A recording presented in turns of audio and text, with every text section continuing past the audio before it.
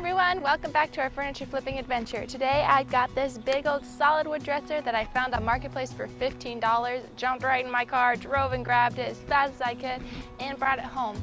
It's got a split drawer front I need to fix. It's missing a handle, so I'll need to replace those, but it's solid wood, so we're going to be doing some staining today. So grab your dust masks and let's get going on today's adventure. Alright, I'm ready to get this piece cleaned. It really isn't that dirty, but I'm just going to give the whole thing inside and out a good wipe down, and then I'll be ready to get sanding.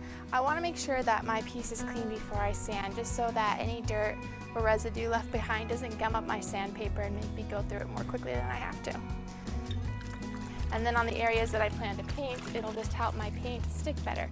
So just to have some mild degreasing kind of dish soap that I mixed in with my water, and I'm going to wash it all down, and I'll come back with some clean water just to rinse off any soapy residue that's left over.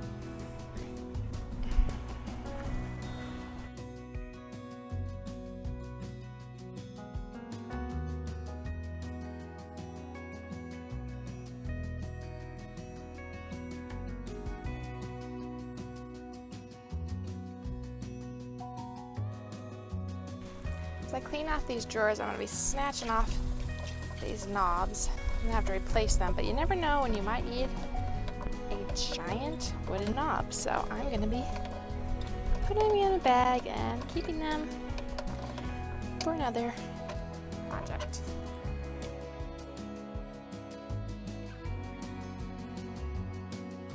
Alright, I'm going to start sanding down my drawer fronts and the top of this dresser. I'm going to start with probably 80. And just kind of tear through this finish with a quick once over, and then I'll work on smoothing it out. I'm not going to spend a lot of time on this lower grit. I'm just going to get a first go over with it, and then I'll bump it up to probably around a 120 just to start smoothing things out. And we'll see what the finish is like, but I don't know how much I'm going to get done because it's honestly getting so hot out. It's still early in the morning, but our feels like temperature is already pushing 100, so I'm gonna mask up, sweat a bunch, and get as much done as I can before I gotta go lay down under a fan and drink some water. I'm a wuss. I don't like hot.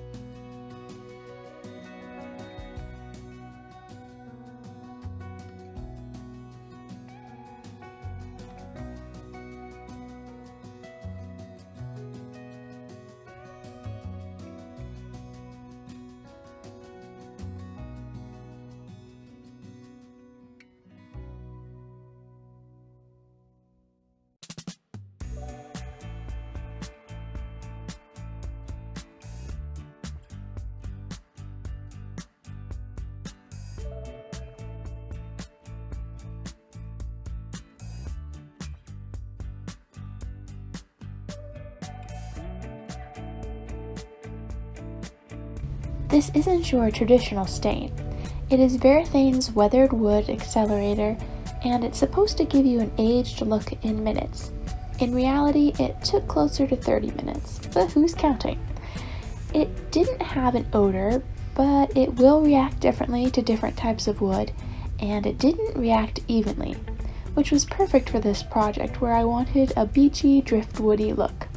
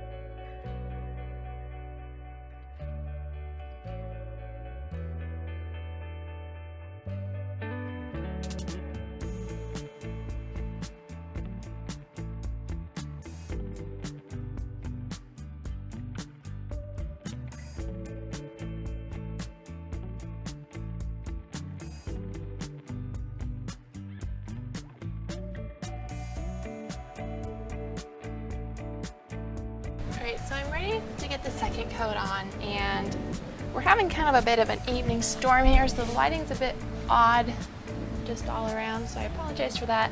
And I went ahead and didn't completely love the light blue here, so I have mixed a little bit of green and a little bit of navy into my paint in very small amounts at a time, just to deepen it a little bit. And I think that'll go a little bit better with the light drawers. When I put the drawers in with this light blue, it was just looking a little too washed out. So I went with a mix. I'm really not afraid to mix colors, which is why I do it a lot. It can be intimidating when you first try it, but the more you do it, the more you realize that if you go in small increments, it's really easy to control. And if you're not sure what your color is going to look like, you can always put a little on a paper plate, add a little bit of your original color, a little bit of green or whatever, and mix it up just to see what it's going to look like. Like I said, use small amounts to kind of mute a color, I guess you could say. You can use an opposite on the color wheel. I mute down a lot of navies because I like a very, very muted navy, none of this bright navy stuff. So I actually can add orange to that because that's the opposite on the color wheel. It will really tone down any kind of bright navy that you have. Of course, you can add black to darken something, but if you don't want it dark and you just want it muted, yeah, you can go to the opposite on the color wheel and add that color. Obviously, to lighten a piece, you can add white. Like I said earlier, here I just added a little bit of dark green, a little bit of navy to this light blue, just to kind of change it a bit.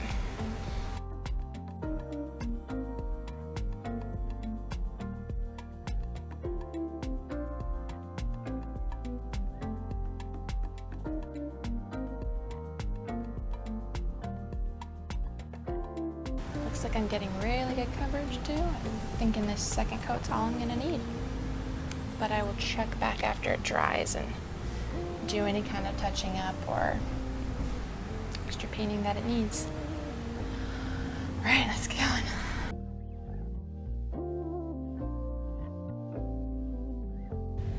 I'm using Behr's clear wax for my top coat today. I'm going to brush it on and then let it sit for 2 hours, and then I'll come back and give it a light buffing.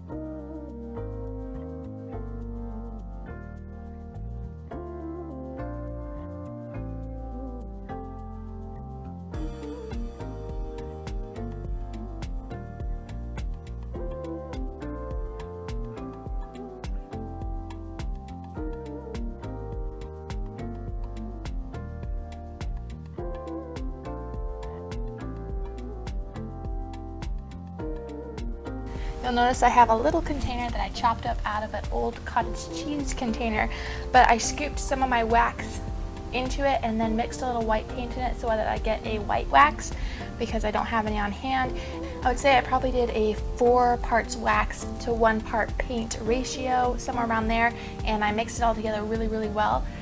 That does make your wax a little softer. Obviously, you're adding a liquid to it, but it does the job of a white wax if you don't have one on hand. So I'm going to be adding this extra layer of protection as well as giving it a little bit more of a beachy look with my stained wood that I have. I think that'll look really good. If you're going to do a white wax, it's probably best to do a clear wax first. That way that wax sucks into your piece, your wood, or your paint, and provides a layer of protection before you put your white on. And that will make the white wax a lot easier to manipulate and work how you want it to. If you put it on bare wood, it's gonna suck right in, and then you're not gonna really be able to manipulate it as much. So a good rule of thumb is to put a coat of clear wax first, followed by your color wax, whether it be dark or white or purple. I don't know why you would use the purple wax, but whatever wax you have, and then I'll just make it a little easier to work with. So I'm definitely not going to let this cure down as much as I did with my first coat. I wanted that coat good and solid before I added any more, but I'm going to, as soon as I finish this top, I'm going to wipe it back because I don't want it to be streaky. I want to kind of have just a light, shadowy, softer look to my wax.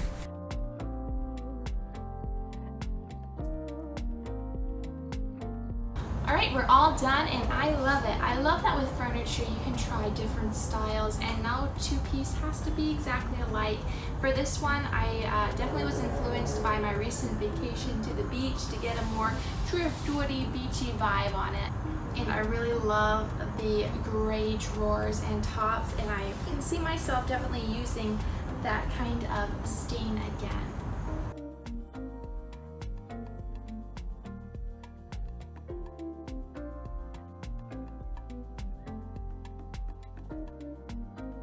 So if you enjoyed this makeover, make sure you're subscribed below, leave us a like and a comment, and that'll go a long way towards helping our channel. We post on Wednesdays and Saturdays, so I'll see you then. Thanks for watching. Bye.